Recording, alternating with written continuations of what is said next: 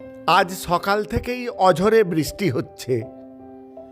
মাত্র গুটি কয়েক ছেলে এসেছে বিদ্যালয়ে।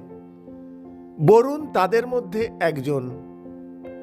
তবে বেশিরভাগ মাস্টারমশাই সেদিন উপস্থিত ছিলেন।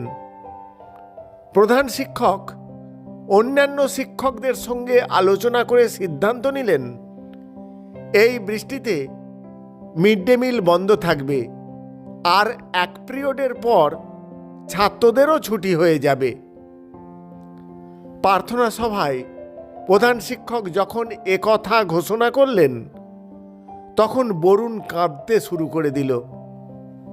এটা দেখে এক মাস্টারমশাই বিষয়টা প্রধান শিক্ষকের নজরে আনলেন। খোঁজ খবর নিয়ে জানা গেল, বরুণের মা বাবা কাজে চলে গেছে, তার বাড়িতে কোনো খাবার নেই। মিড ডে মিল বন্ধ থাকলে সে আজ আর খেতে পাবে না। বিষয়টা জেনেই প্রধান শিক্ষক মহাশয় ঘোষণা করে দিলেন, আজ মিড ডে মিল তো হবেই, সঙ্গে খিচুড়ি আর ডিম ভাজা হবে।